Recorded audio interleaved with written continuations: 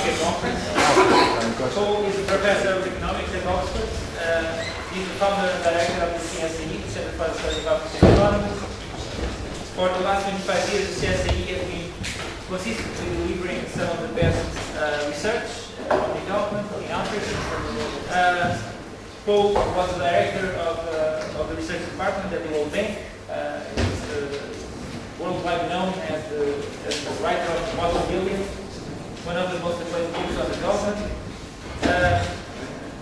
Paul has numerous and important contributions to the literature on development. His pioneering work on civil conflict is certainly also particularly influence. However, Paul is not only a fantastic researcher, he's one of the most influential thinkers of development policy. For all his career, like today, Paul spends most of his time in Africa, far from the spotlight, really advising governments on how to fight poverty, and that requires a lot of energy. Very innovative and young mind, really, and an admirable sense of mission. So I think that's really what makes Paul really special. So Paul is going to talk about can Africa harness its natural resources for transformation. We have 45 minutes. Thank you very much. Thanks very much, Pedro, and good luck to NOVAFRICA. It's great. There's a crying need, especially for the Lusophone world needs a major development research center, and you can be it. So what I'm going to talk about is the upside potential of natural resources. We know there's a downside potential, and often the discussion of natural resources is couched in an infuriatingly modest way of how can we avoid the risks. And that is just so infuriatingly limiting because the scale of the natural resource discoveries is going to dwarf everything else. These are the last so infuriatingly limiting because the scale of the natural resource discoveries is going to dwarf everything else. These are the last frontiers in the world for resource discovery. And so the resource bonanza, the value of the resource bonanza is going to be enormous. So just to illustrate this point, this floor is conveniently divided into squares. So I'll start with one of the squares, and this represents the typical square kilometers. Yeah, the typical square kilometer of the OECD. And I will tell you that underneath that typical square kilometer of the OECD, as of the millennium, there was $125,000 worth of subsoil assets. Right? So that's the typical square kilometer of the OECD. And now we're going to go to this square here, and this represents the typical square kilometer of Africa. I could have done it for the whole bottom billion, but Africa is a sort of concrete thing you can concentrate. Now we're going to lift this tile and look underneath it and see what is under that typical square kilometre of Africa. $125,000 OECD. What am I given for this typical square kilometre of Africa? And to make it more fun, at least for me, instead of me telling you, you're going to tell me. Okay? You're a development centre, interested in Africa, right? You should know. So now to make it manageable, I'm going to give you a choice. Okay? So pretty simple choice. It could be less than the OECD, and it could be more. Right? So all you have to do is vote less or more. But you do have to vote, right? So everybody who thinks that Africa's square kilometre is less than the $125,000 of the OECD, vote now. No. Less? You think it's less? One vote. One vote test. And now, more? You have to vote. Quite a lot of more. You're allowed to say. You want to say? Yes. Yeah, yeah. Well, it's tedious having a medical lawyer. You're not right. You're going to be right in the end. You're going to be right in the end. Yeah. The right answer at the moment is about $25,000. And I cheated you because the figures I gave you were for known subsoil assets. I tried to find the figures for unknown, but I just couldn't make my hands. So,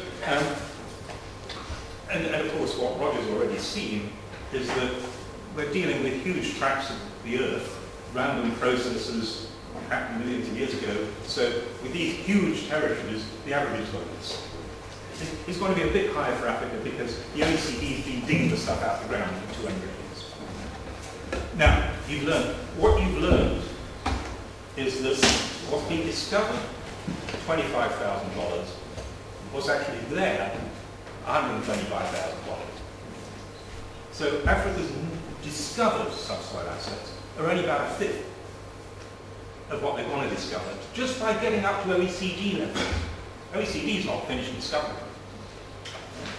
So just by getting up to OECD levels, that's why there's so many discoveries in Africa the last decade, because it's known they are the last practical frontier for search.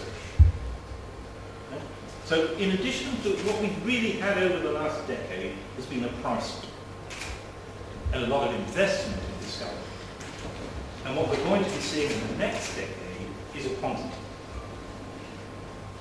Continuing reasonably high prices, but unless you get a remarkable collapse in prices, then you ain't seen nothing. Right? So the sheer value of the extraction process from Africa over the next couple of decades is going to be enormous. So there's a huge opportunity. Very obviously, if you look at the history of resource extraction in Africa, were history to repeat itself, it will be an opportunity missed. Not entirely true. You can point to Botswana, which moved from being dirt poor to being the most populous country in Africa on the back of dirt. So there's the odd success, but the norm has been missed opportunity. So the challenge is that this time it needs to be different. And what I want to talk about is mainly what is the economic decision chain that needs to, what economic decisions have to go right? What are the distinctive economic decisions about surrounding natural resource management that have to be got right? Not just general homilies about good governance or something. What actual distinctive decisions does development based on resource extraction have to get right? Because they're not confronted by a development strategy such as China's or India's. So that's the first question. What are the economic decision chains? And then I want to what's the political economy of getting that chain of decisions right? What sort of political economy is going to produce that chain of decisions? So I'm going to simplify the economic decision chain into 5 steps. But it's still 5 steps, so it's a long march. Right? We've only got 40 minutes to make the march, so it'll be average about 5 minutes a decision. And the first decision in that chain, you already know has gone wrong in Africa. And that's because the first decision in the chain is discover your natural assets.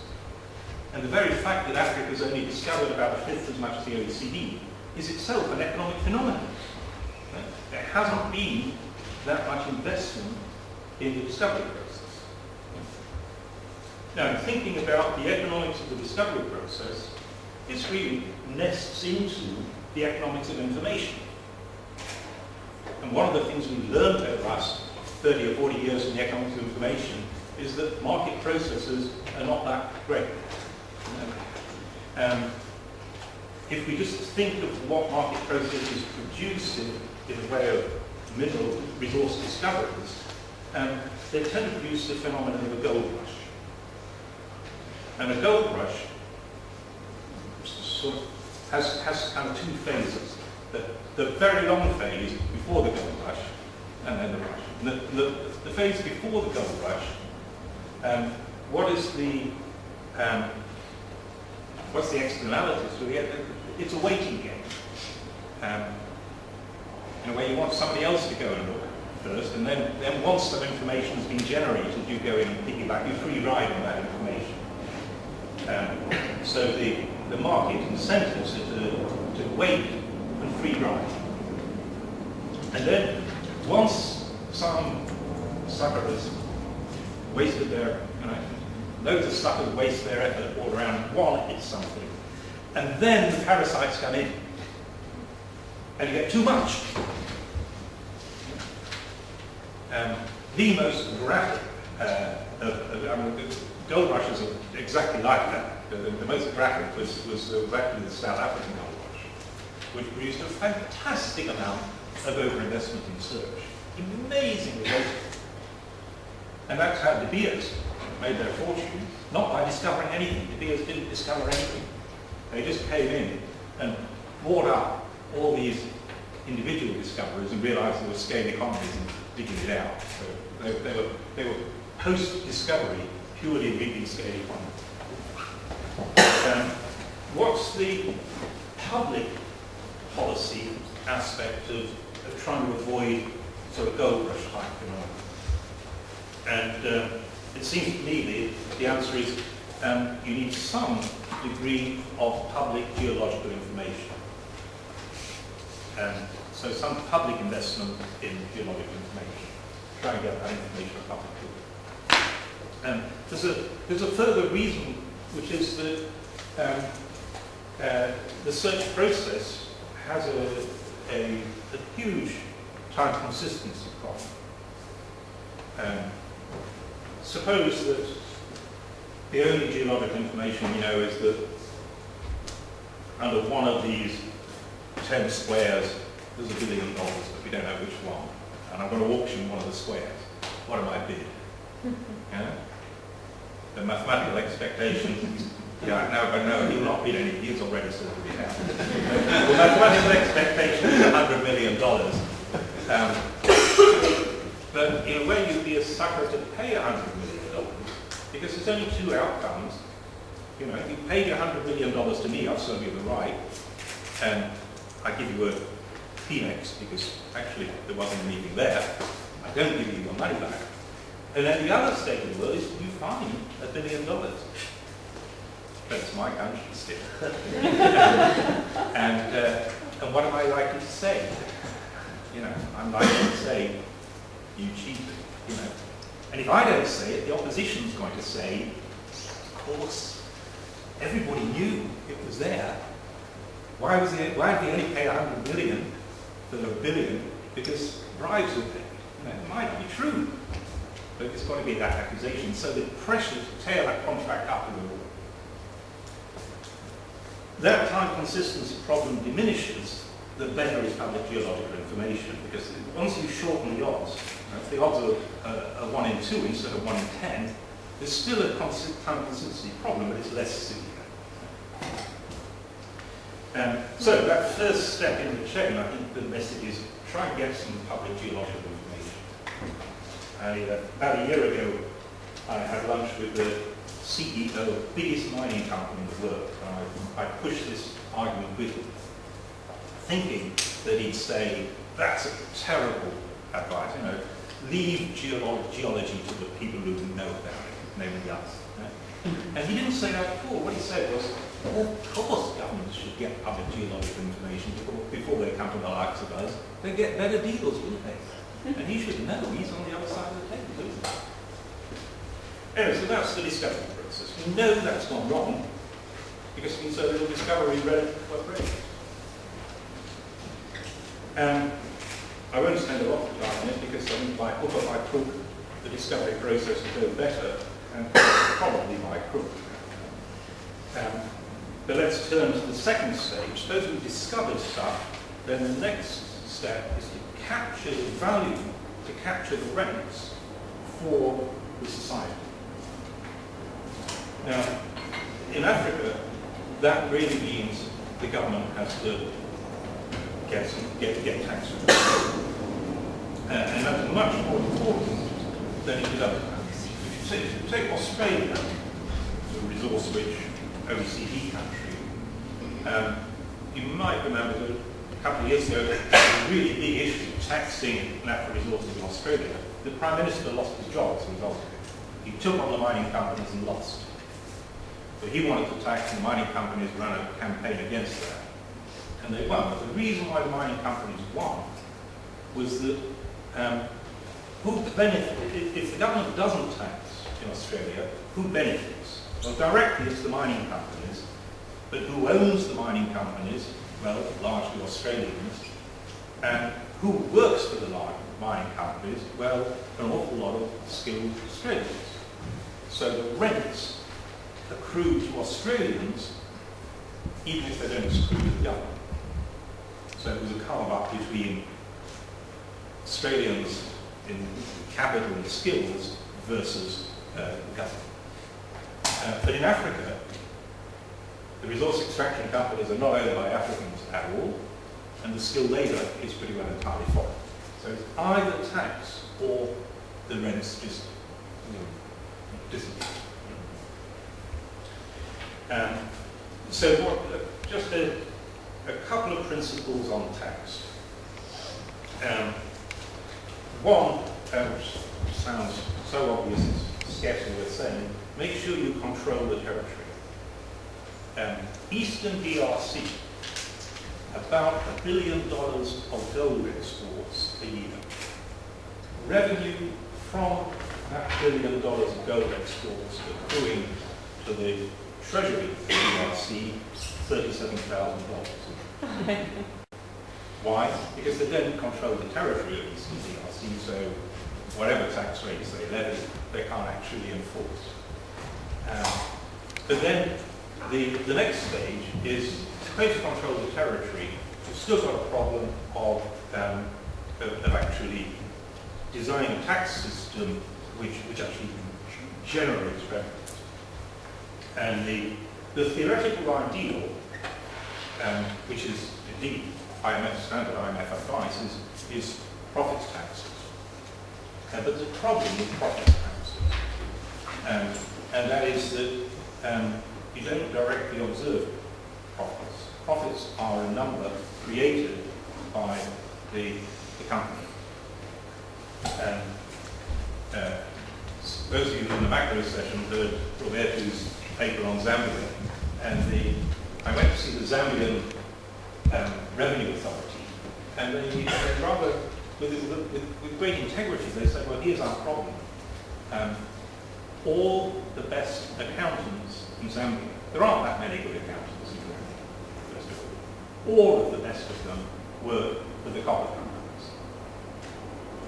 Why? If the revenue gets a good accountant, the copper company, whose job is to tax the copper companies, what do the copper companies do? They pay him double and they hire him away. What does his job then become? To avoid tax burden on the copper companies. So the basic principle, practical principle of taxation of natural resources is tax what you can observe and build the capacity to observe what you want to tax. And the typical African tax regime for minerals does not, for natural resources does not. Give you a trivial example. In Nigeria, the finance minister, when my friend Conjo Iweala became finance minister, she discovered actually that the system was the oil companies prepared their accounts each year and then sent in a check for their tax liability.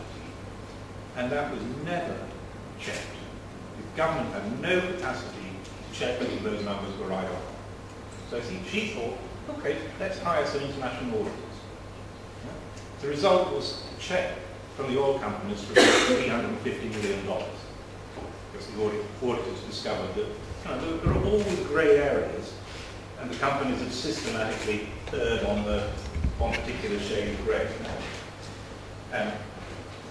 So,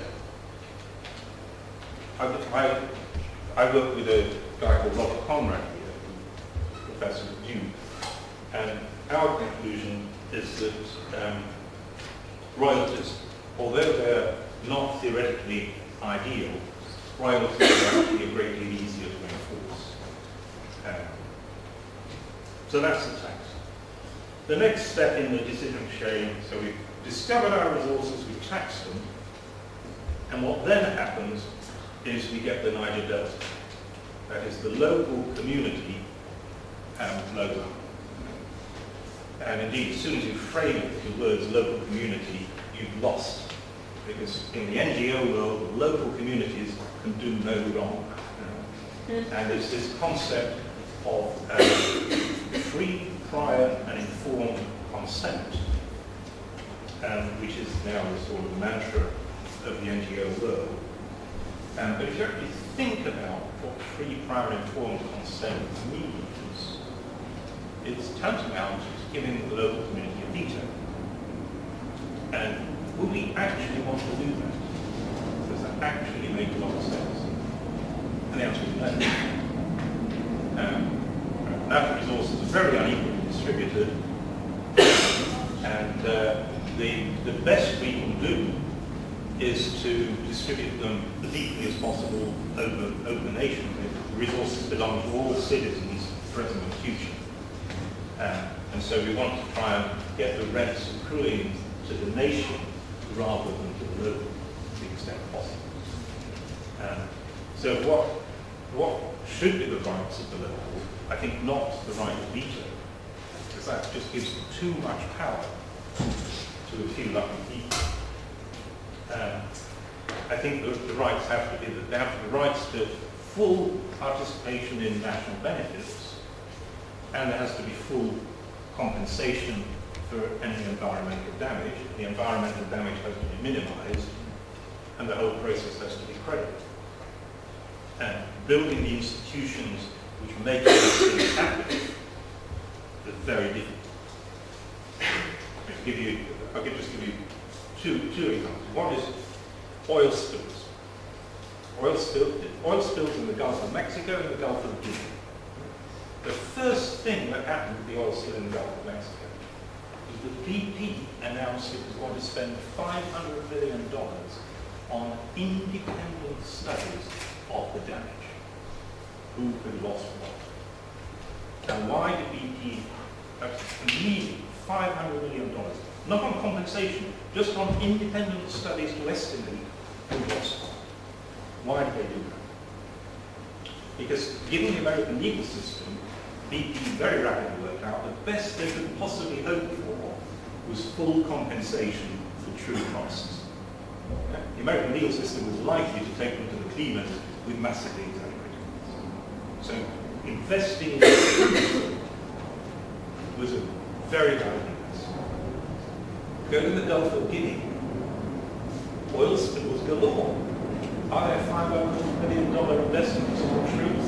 Of course not. Why? Because the legal system enforcing compensation is non-existent. Non-existent, What is the practical, on-the-ground system of redistribution in the Gulf of Guinea?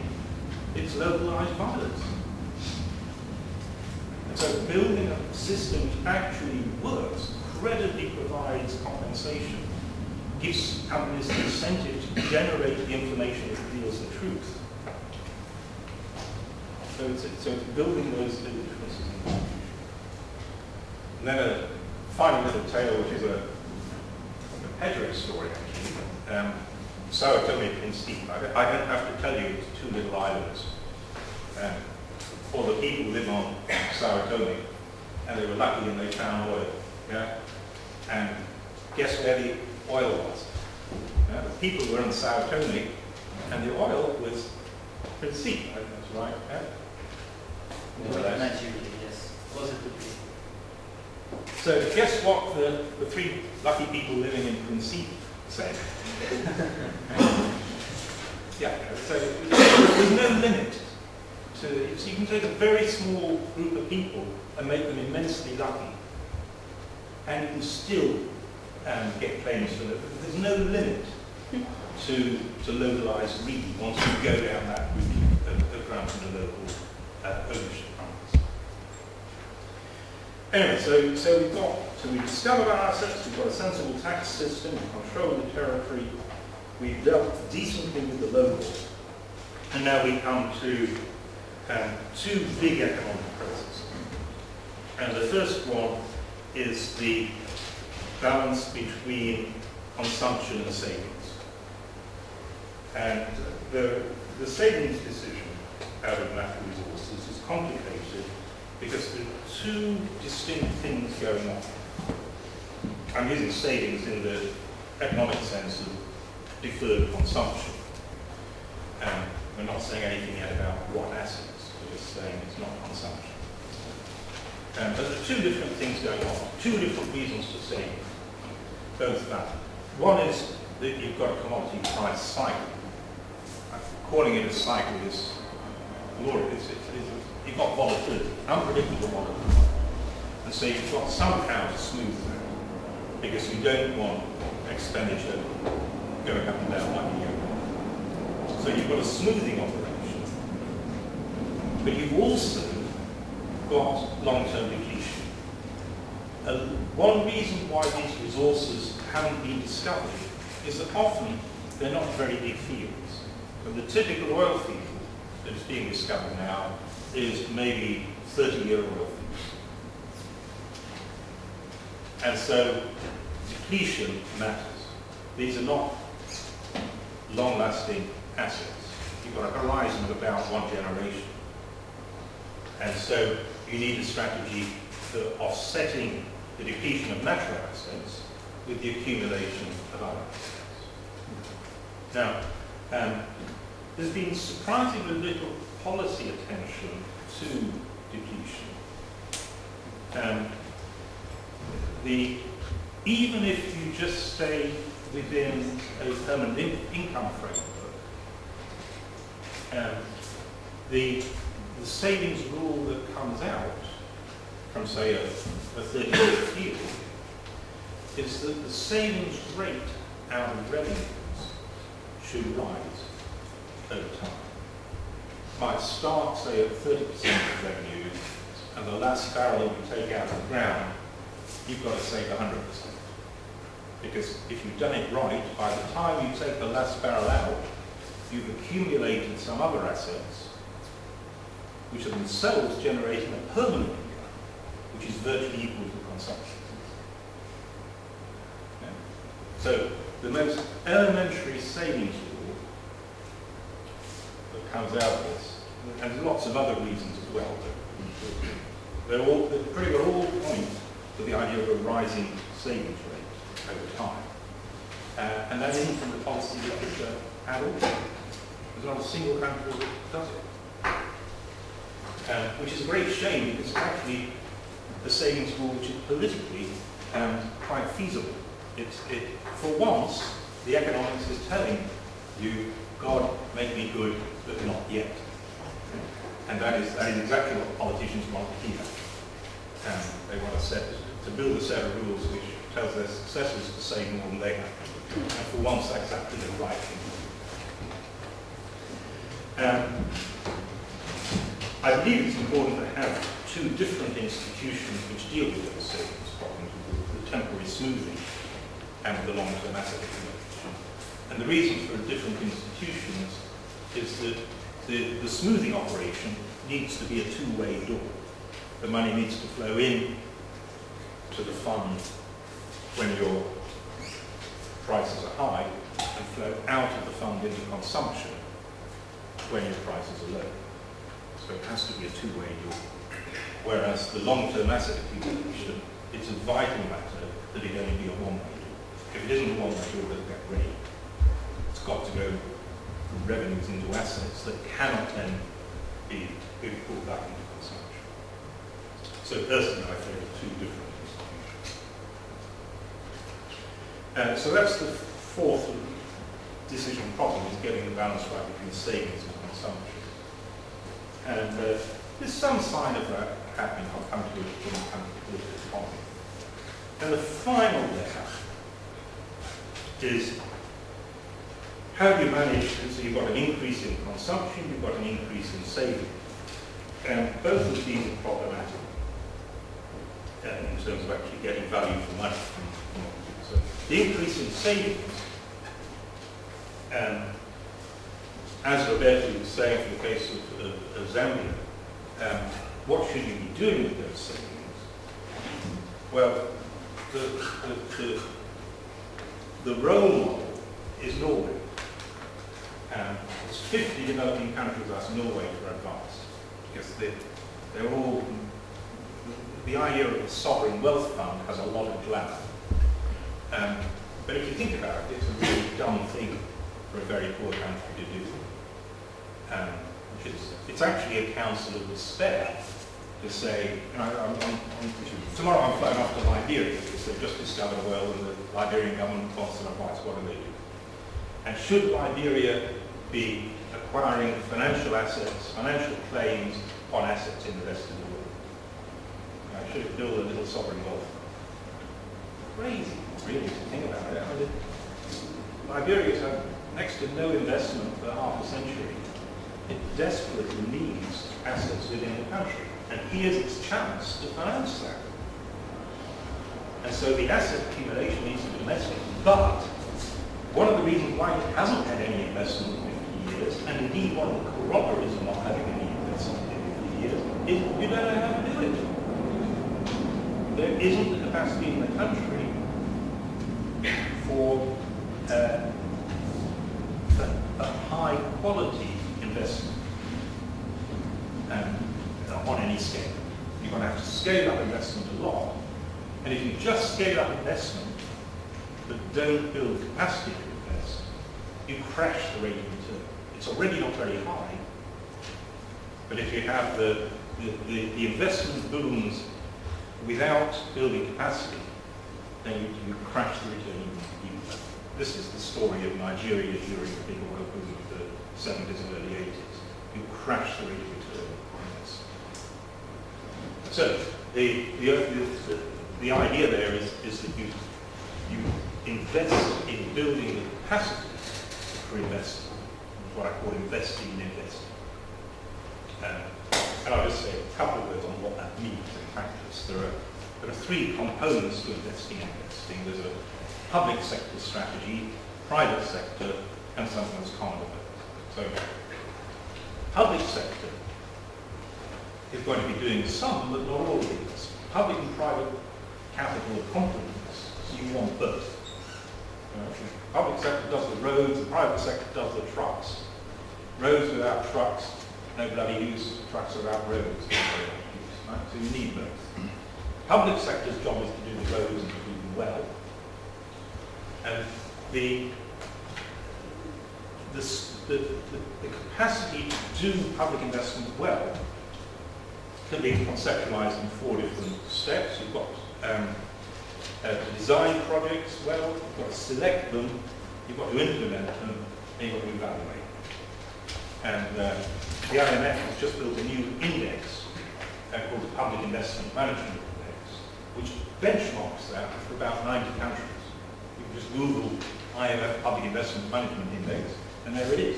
All these 4 characteristics measured country by country.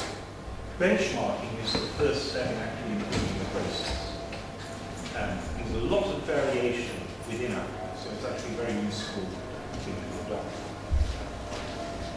That's the public investment process. The private investment process is similarly now benchmarked. An example would be the World Bank's Index of Doing Business. And we know that it's possible to improve that enormously. The government of Rwanda started targeting that 7 years ago, when it was 140th in the world rankings, and it's now 43rd. It's moved up 97 places in 7 years, so it really is possible to have some of that be done by gaming the fact that some things are measured and some things aren't. But there's also a genuine component. So public investment process, private investment process, and then what's common with both public investment and private investment is you've got to buy capital goods. And we know that the unit cost of capital is high in Africa, very high relative to world levels. Capital decomposes into equipment and structures. The equipment we buy on world markets. It's expensive in Africa, mainly because the national markets are so tiny for equipment that the markets are monopolized or cartelized. And one thing you can do for that is to try and at least regionalize your markets to get some competition into the supply chains. And structures they're the non-trading capital. They have to be built domestically. And part of the challenge in investing is to try and flatten the supply to the structures. The sector which produces structures, the construction sector, you try and flatten that supply. And if you just turn to the practical policy measures involved in flattening that supply curve, all you have to do is think, how do I build a structure in Sierra Leone with a lot of problems that I hit? You know? And I get the land. One of the things I noticed in Sierra Leone, no cranes. Here's a post-conflict economy with practically no modern building at all, no cranes. Something's off. Why are there no cranes? Because you cannot get a parcel of land big enough to justify bringing in a crane to build something.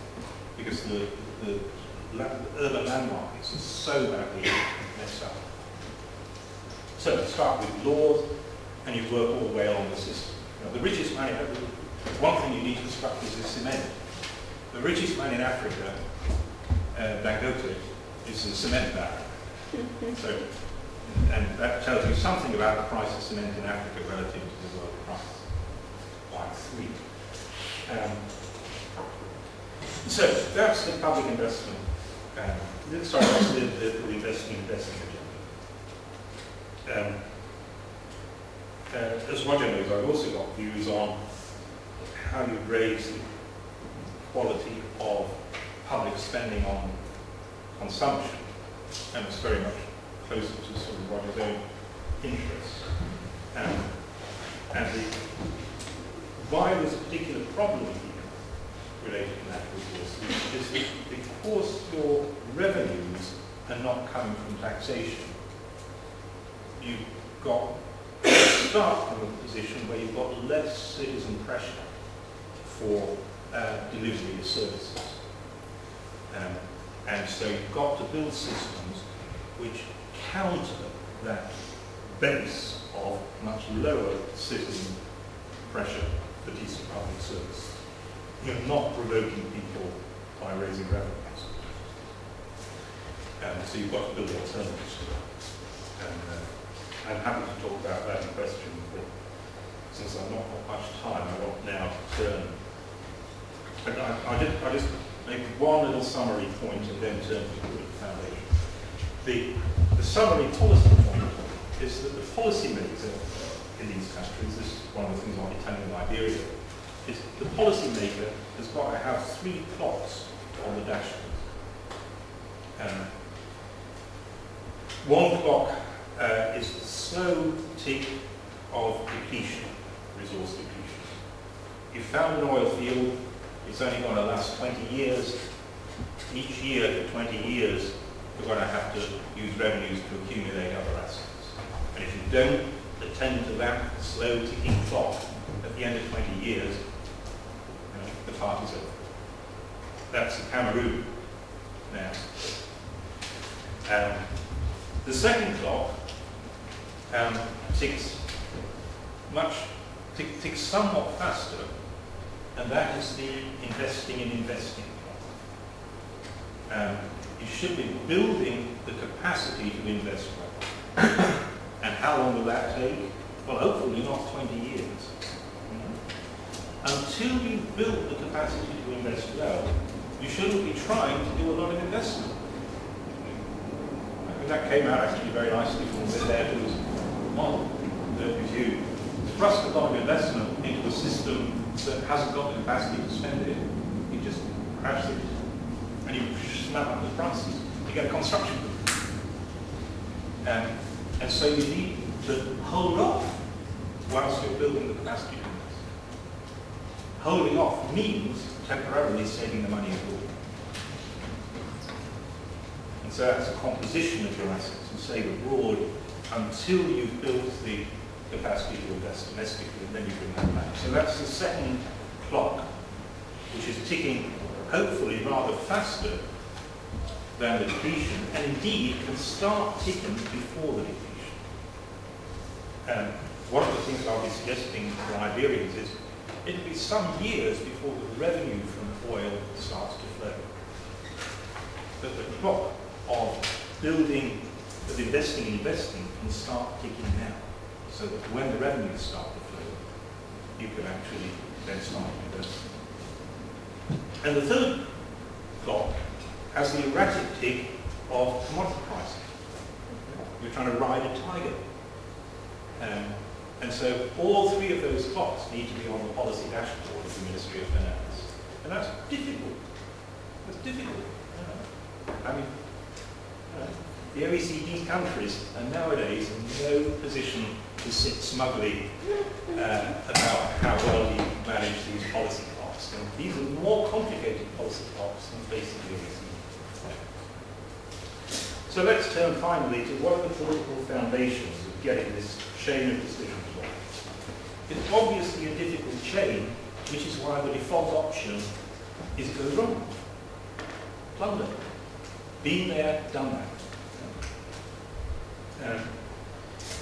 One of the reasons I picked up on that paper with the concept of observational learning was that it's exactly what needs to happen in Africa now. They've got the observations of past plunder, and indeed of present plunder in some societies, and there needs to be the learning from that. And it's not inevitable that this repeats. My favourite example of proving that point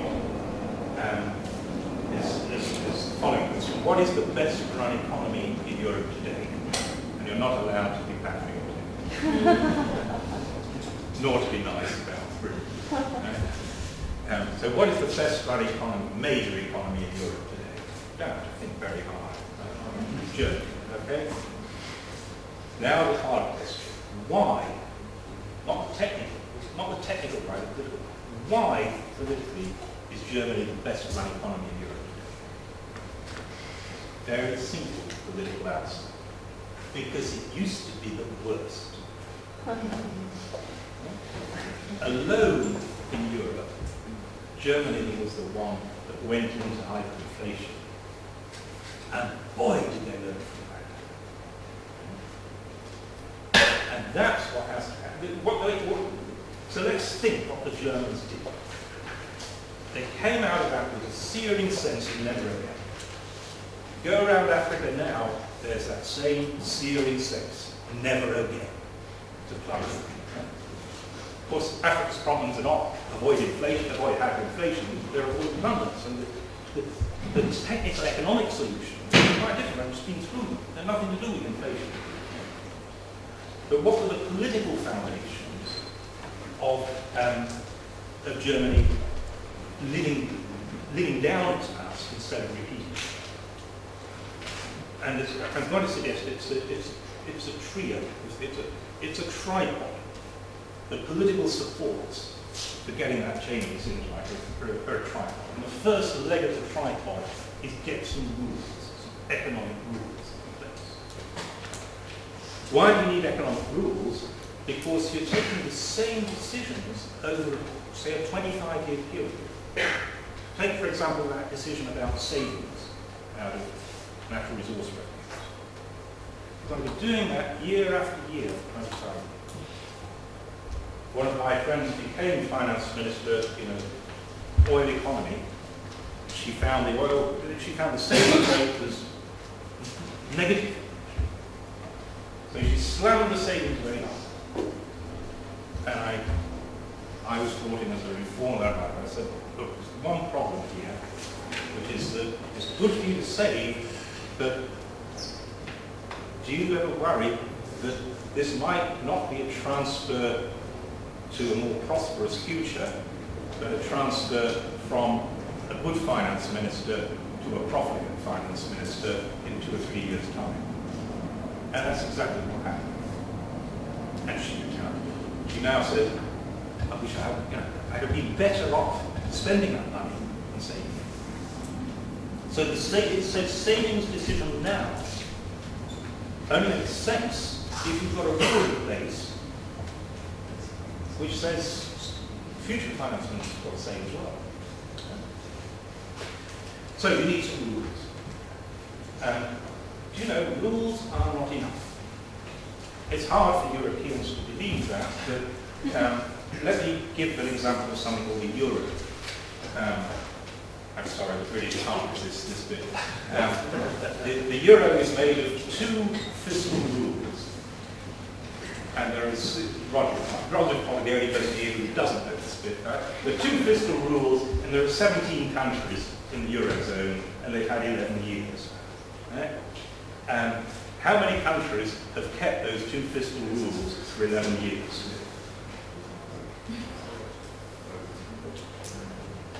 No. One. Not Germany. Finland. That's the reason why the Finns are so down the cross. Through Finland and all that. Yeah. So rules alone are just not enough. People break them. So what did the Germans do apart from rules? They got these budget rules. They then built an institution whose job was to enforce them. That was the Bundeswehr. So rules need institutions. Institutions are there to implement the rules and also to lobby for the rules being used. But if all that you needed was rules and institutions, Africa would have been over. In fact, Africa is now building rules. For example, Ghana last year passed a constitutional law requiring 30% of the oil revenues to be saved. A friend of mine who's the Minister of Finance in Guinea has built an institution, an investment fund. So they're putting in place rules and institutions. But rules and institutions on their own are not enough. The third pillar of the tripod that made all the difference in Germany was that the rules and institutions were supported by a critical mass of citizens who understood what they were for and defended them. And globally, they're still doing it. Yeah? And that's the third pillar that is actually the most difficult to do. Getting a critical mass of citizens who understand the issues well enough to discipline a government that breaks the rules and ignores the institution. How you build that critical mass? Well, it's partly national leadership job to develop a narrative. I just have to give a little example there. In March, Kenya discovered oil. In April, I met the finance minister of Kenya and said, how are you doing? And he looked really worried. Really unhappy man. Looked the sort of man who said, yippee, we discovered oil. He said, we've got a nightmare. We've got a nightmare on our hands. He said, already the entire public sector is putting for big pay rise. We discovered oil a month ago, but they're now already saying, we're rich. I remember a wonderful cartoon in a comic magazine, Punch, in Britain, 1966, just after we discovered. Two tramps lying on a hillside, 2 old tramps, and one was saying to the other, and then we discovered North Sea oil, and there didn't seem any point in looking anymore. So that's the default narrative that can take over. The duty of good leadership is to build a counter-narrative which says this generation has the opportunity to harness these resources for our children. And that's the privilege of this generation is to have that responsibility to wear arms.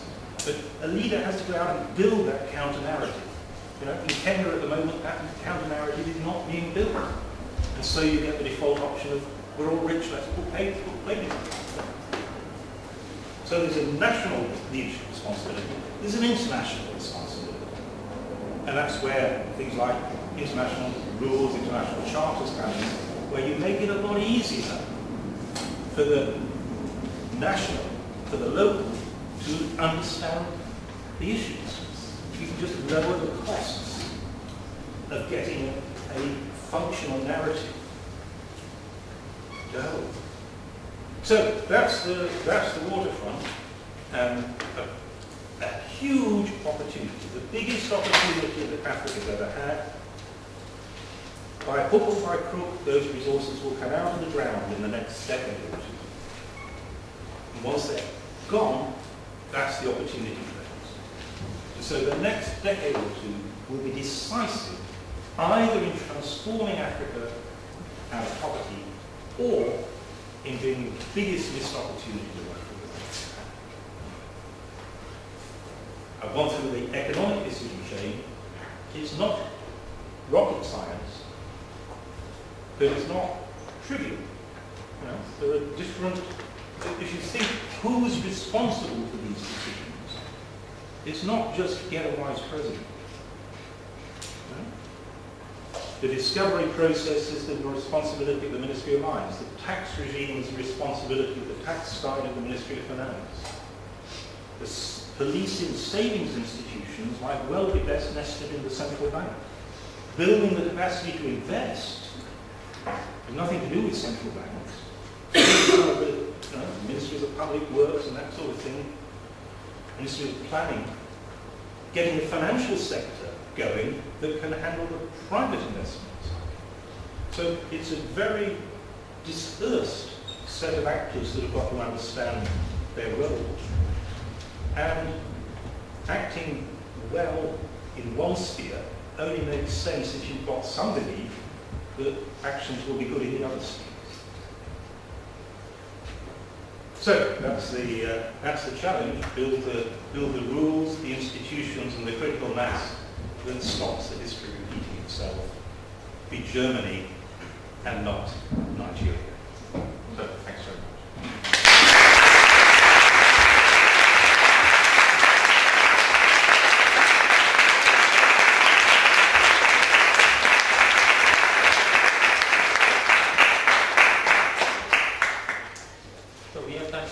Questions? Yes, thank you for the presentation.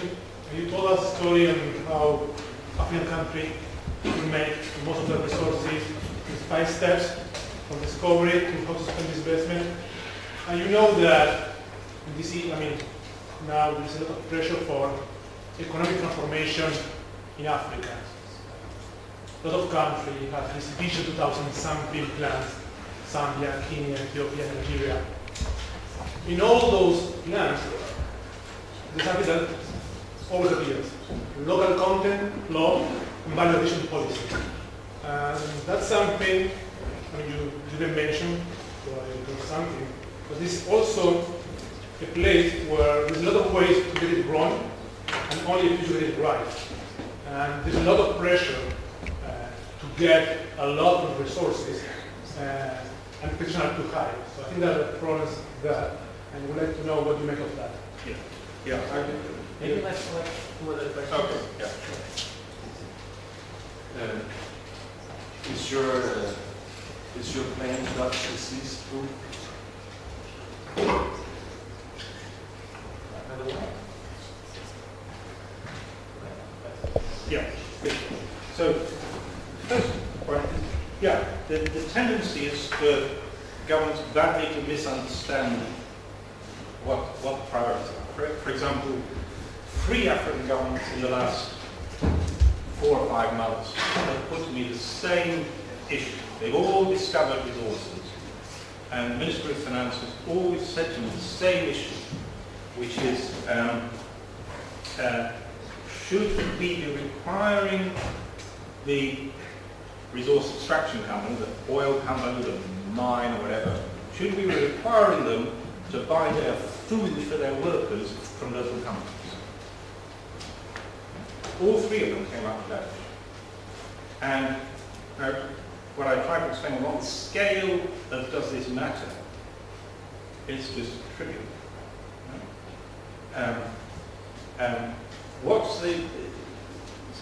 There's much too much focus on the nitty-gritty of the extraction process, because that's the high visibility thing. And there's much too little vision of what this can mean for the economy. So, to my mind, if you want to encapsulate it in one image, what's going to happen, the natural resources have got to come out of the ground, and cities have got to be built on top. The big generic asset that Africa needs is cities. Cities are where people can be productive, and cities are expensive, and they're big investments. So, trying to conceptualize it is, this is the money that we pay for good urbanization. And in the process, the shape of the economy will completely change. Right? Malaysia, which harnessed natural resources for development, in the process, the economy grew by a factor of 40. And so, the original shape of the economy, tin and rubber, completely changed. It wasn't about adding value in rubber. It was about building an electronics centre in what had been an impoverished area of fishing village. And Dutch disease. We need to get into really some of the microeconomics of it. Dutch disease. First of all, if you're going to go for high acid accumulation, Dutch disease will hit predominantly in the capital goods sector. So it would be the non-trade capital goods that drive the price, the structures. And so, how do you counter that? Well, partly you buy time by holding off. But what you're buying time for is to flatten that supply curve in the construction sector. It is entirely possible to get really big increases in construction without driving prices up. Good example of that was Britain in the 1930s. Had a huge expansion in structures, absolutely huge, and unit costs fell. So if you do it right, you can get very big increases in structures at lower prices, lower unit costs. And where Dutch disease is actually kind of a dispiriting mantra is that it kind of casts the problem as if absorptive capacity is exogenous. And it's understanding what are the practical constraints upon absorptive capacity, especially in the capital goods sector. Because if you can expand investment, then next period you can raise consumption. I mean, it's a good question, but think of the sequence you should go through. You should do investment before consumption.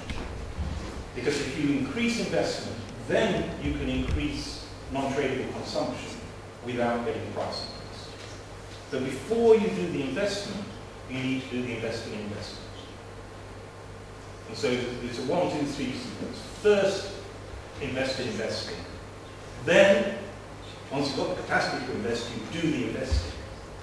And then you can safely increase consumption without driving up the price on non-tradable goods. Very good. Yeah, I should have said that.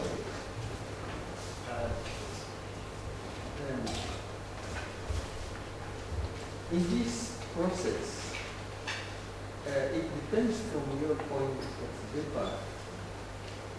If you are in a point where the basic needs, especially in education and health,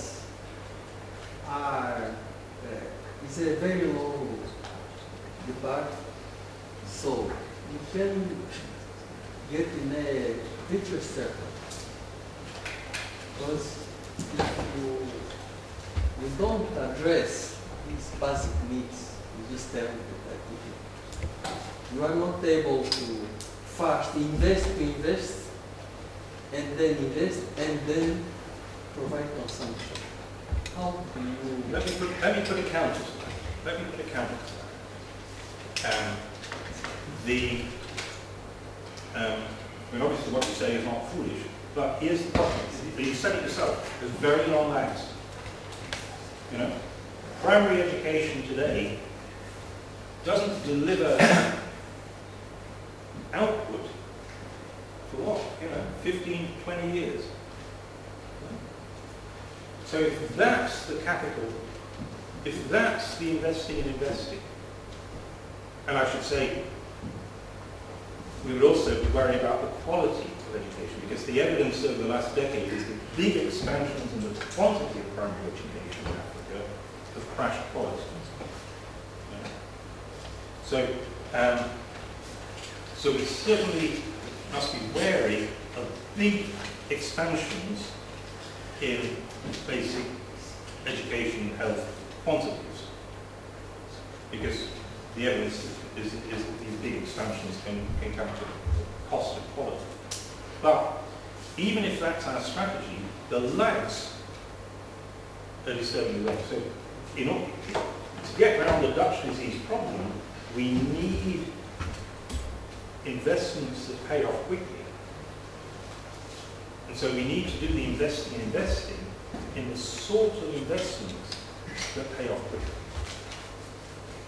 Otherwise, we're saying in order to avoid Dutch disease, we've got to wait until the investment in primary education pays off in 15 years' time.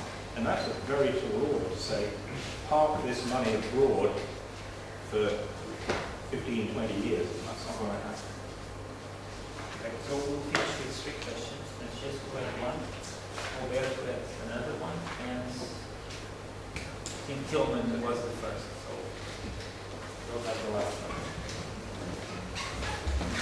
Francesco? Me? Okay.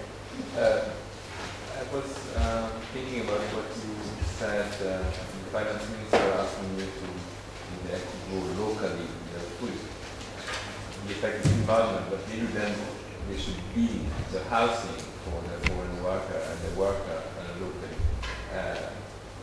Do you think that it's a sector which is, it looks like a sector which is labor intensive as well, which is also something that should be part of the picture for us. So Francesco,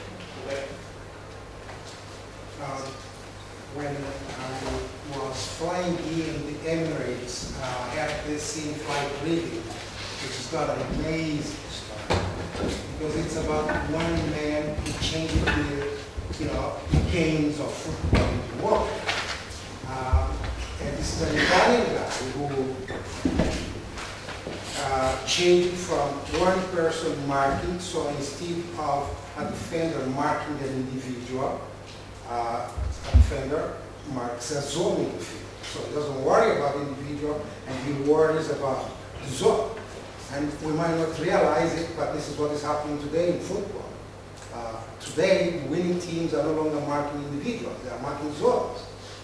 Now, this thing took about 10 years to take over the whole football. It's just one man.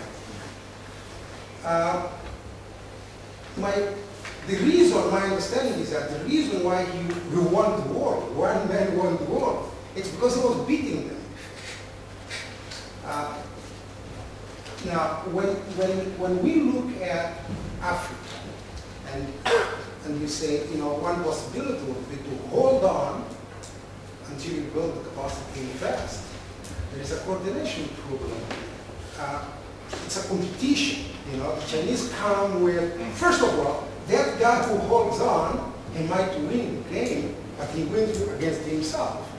And he loses against the others, because the Chinese are coming with infrastructure deals for resources, and they're going to move there, they're going to invest there, they're going to dig and move, and it's going to stay behind. So how do we solve this? How do we get to a situation where we can have one country that changes the rules, when you cannot enforce this rule by beating the others because you are winning against yourself.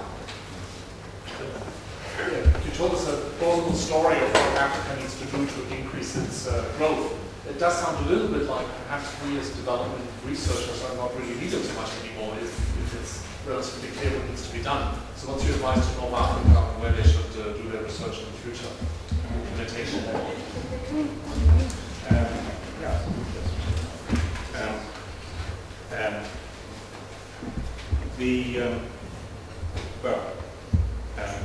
Let me take them out of order. Let me start with Roberto and China and that sort of thing. China is certainly seductive. A few months ago, one African finance minister, when I arrived, said, the first thing you've got to do is write me a memo on how I push back on these Chinese deals. Because they come in with flashy pictures of here's the airport, named after you, Mr. President.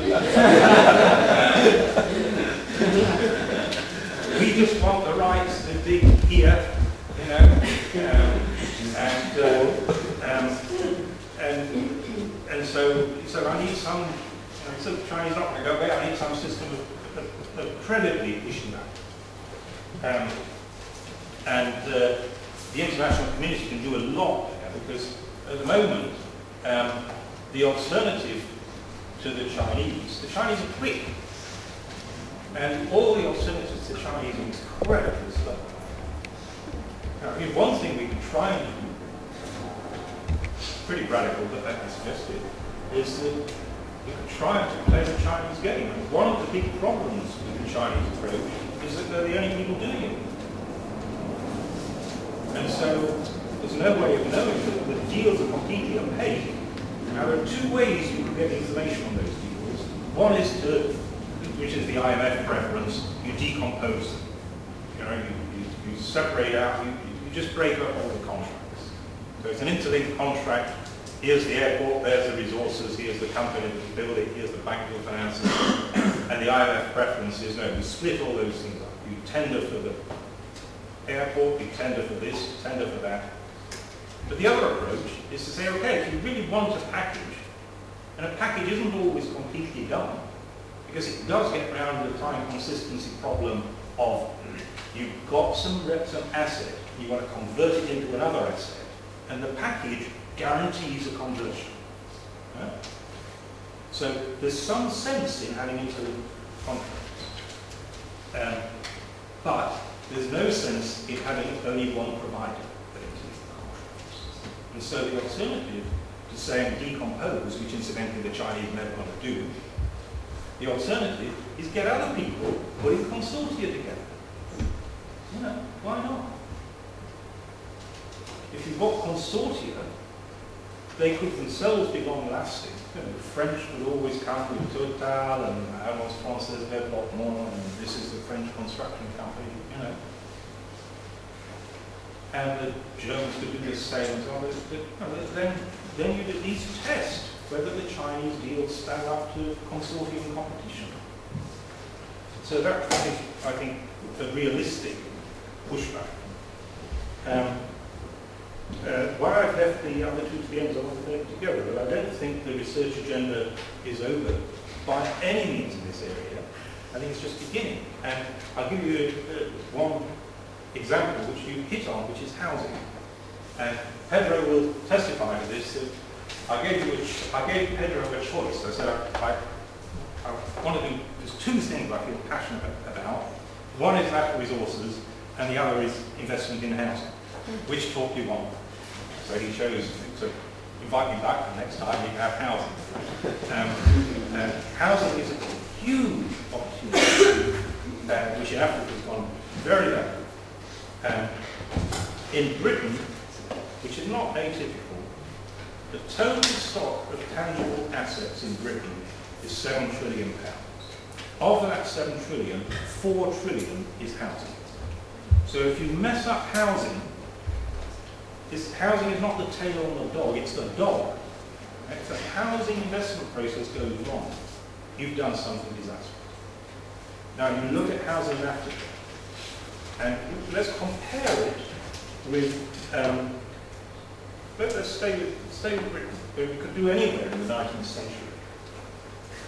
All over the now developed world in the 19th century, you got mass migration of peasants to cities.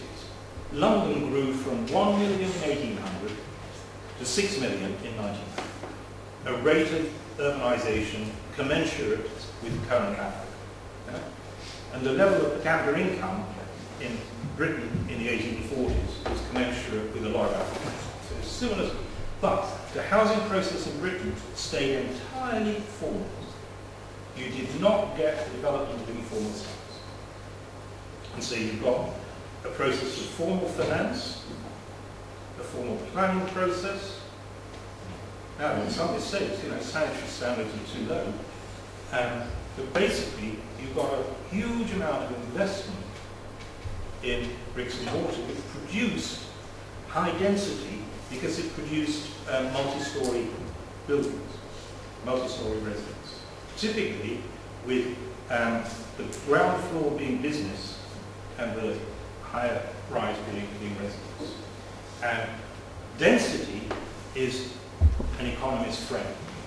Density produces opportunity for enterprise. And the tragedy of African cities is that their cities are crowded, but they're not high density, because they're very low rise. They're nearly all single story. You look at an African slum, it's nearly all single story.